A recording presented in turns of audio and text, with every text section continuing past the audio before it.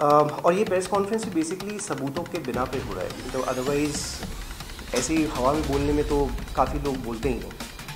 सो निशा रावल, जिनका अभी तक डिवोर्स हुआ नहीं है, it is in the process, अभी हुआ नहीं है, we still contesting it in court. So उनका एक अभी करंटली एक्स्ट्रा मैरिटल अफेयर चल रहा है with Rohit साटिया।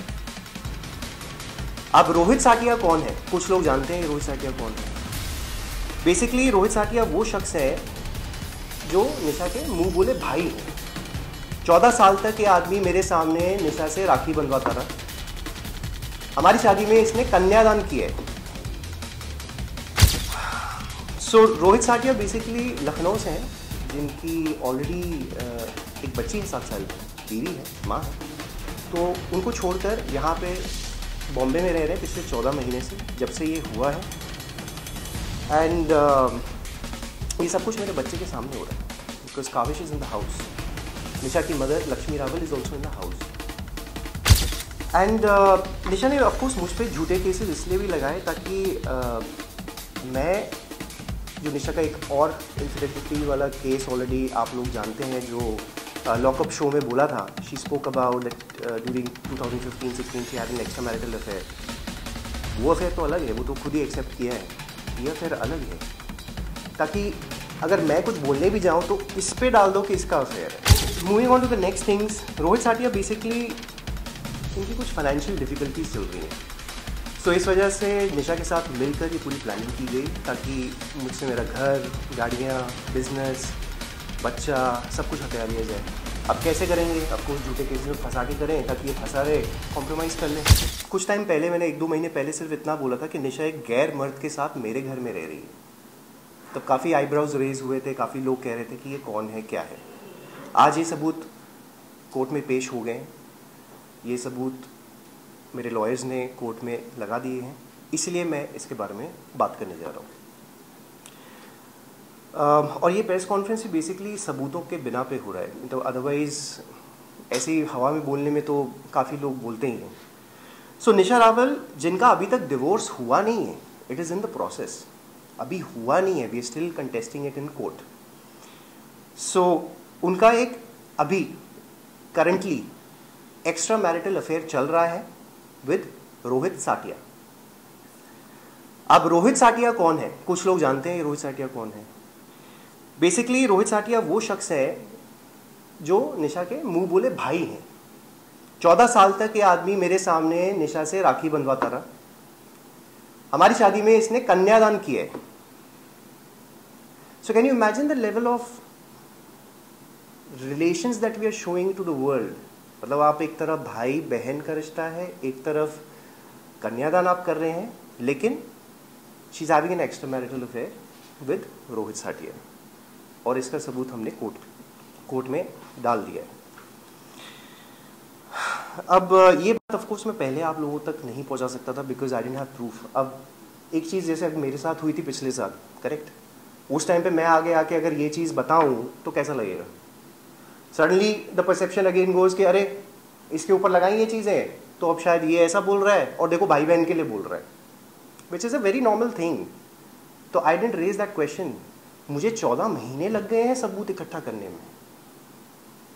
14 months it's taken for me.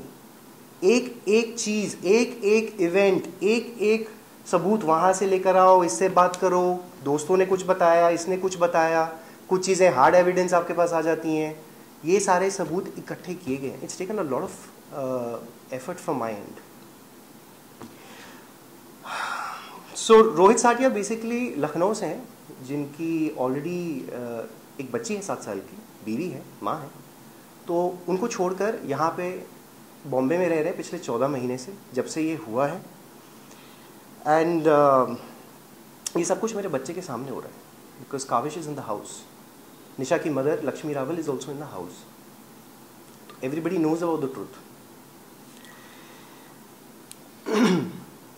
तो जैसे मैंने कहा कि देखिए, भाई बहन का जो रिश्ता होता है, एक बाप बेटी का रिश्ता होता है, पवित्र रिश्ते होते हैं, बट ऑफ कोर्स इस सिचुएशन में तो मजाक बन गया। एंड निशा ने ऑफ कोर्स मुझ पे झूठे केसेस इसलिए भी लगाए ताकि मैं जो निशा का एक और इन्फिडेलिटी वाला केस ऑलरेडी आप लोग जानते हैं, जो लॉकअप शो में बोला था. She spoke about that during 2015-16 she had an extra marital affair. वो अफेयर तो अलग है, वो तो खुद ही एक्सेप्ट किया है. ये अफेयर अलग है.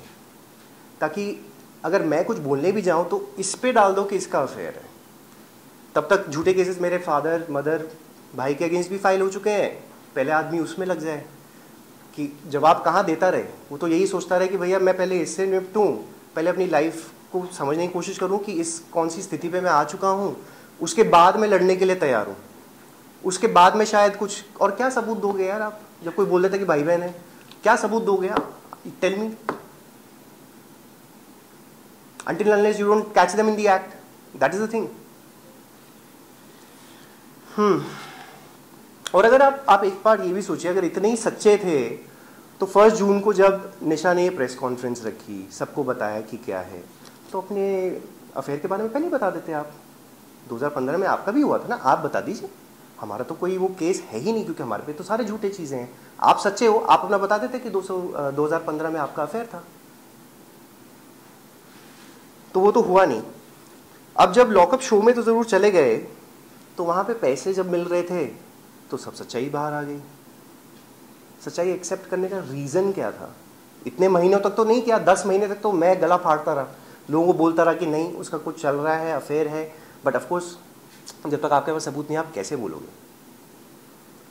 अब जब 10 महीने के बाद निशा ने ये कह दिया लॉकअप में, सडनली जो 1 जून को मुझे हज़ारों लाखों की तादाद में जो मैसेज आए हुए थे, जहाँ पे कितने लोगों ने क्या क्या नहीं कहा है.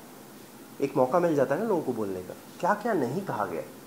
सडनली सब लोग मुझे मैसेज कर रहे हैं that we are sorry. And these are girls, maximum वो गर्ल्स. मोटी मोटी गालियाँ लिख के दी थी सबने. मतलब आप समझिए, जिसने 20 साल तक मेहनत की, एक दाग नहीं लगने दिया उसने अपने ऊपर. And this is what we call stardom, this is what we call fan love. No, इसीलिए सच्चाई बता रहा हूँ. बट अब सब पलटे. उसके बाद सब ने माफ़िया मांगी, सब लोगों ने लिख के भेजा कि नहीं sir we are sorry, because हमने एक चीज़ देखी, हमने उस पर रिएक्ट कर दिया. तो ये रिएक्शन के लिए नहीं होती हैं चीज़ें. आप लोगों को समझना पड़ेगा. एज सिटीजन्स आपकी रिस्पॉन्सिबिलिटी है कि आप समझें कि किसी के साथ क्या हो रहा है. एज रिपोर्टर्स आप सबकी ये रिस्पॉन्सिबिलिटी होती है कि एक चीज़ को आप लोगों तक पहुँचाएँ. किस वे में पहुँचाएंगे वो अब सब हम ह्यूमंस हैं, हम सब पे डिपेंड करता है. एक इन्फॉर्मेशन अगर मैंने भी 2 बार इंटरव्यूज़ पहले दिए हैं, बड़े छोटे छोटे, ज़्यादा कुछ नहीं, बट मैंने अपने लॉयर के साथ बैठ के दिए. सो दैट वाज, उसका एक कुछ तो वेटेज होता ही है. So that was the case. So moving on to the next things. Rohit Satiya basically, इनकी कुछ फाइनेंशियल डिफ़िकल्टीज चल रही हैं. सो इस वजह से निशा के साथ मिलकर ये पूरी प्लानिंग की गई, ताकि मुझसे मेरा घर, गाड़ियाँ, बिजनेस, बच्चा, सब कुछ हथिया लिया जाए. अब कैसे करेंगे? ऑफकोर्स झूठे केसेस में फंसा के करें, ताकि ये फंसा रहे, कॉम्प्रोमाइज़ कर लें. बट वो हुआ नहीं, because I didn't give up. कहीं ना कहीं ऑफकोर्स जब कोई नहीं होता है, कहते हैं ना, तो अकेले ताकत यही थी कि अपने घर वालों को भी संभालो, आपको लड़ना भी है, आपके पास इमोशनल होने का टाइम नहीं है. क्योंकि 4-5 दिन के बाद I was on the set shooting also. I didn't have time. आज भी टाइम नहीं है. आज भी इंटरव्यू दे रहा हूँ, but I don't have time to get emotional. Correct. So ये सारे झूठे केसेस मुझ पे इसलिए किए गए ताकि मुझे इनक्रिमिनेट किया जाए इन केसेस में. मेरे मदर फादर्स पे अलग प्रेशर, कुणाल पे अलग प्रेशर, ब्लैकमेल किया गया थ्रू द डिमांड्स जो मतलब मांगी जा रही थी कि हमें ये चाहिए. ऑफ कोर्स थ्रेटन किया गया. काविश को as an emotional weapon use बहुत किया जा रहा है. बट उसके लिए भी you have to be strong. I can't think of Kavish right now. जहाँ भी है ठीक है, बट कल को जब होगा उसके बारे में बात करेंगे.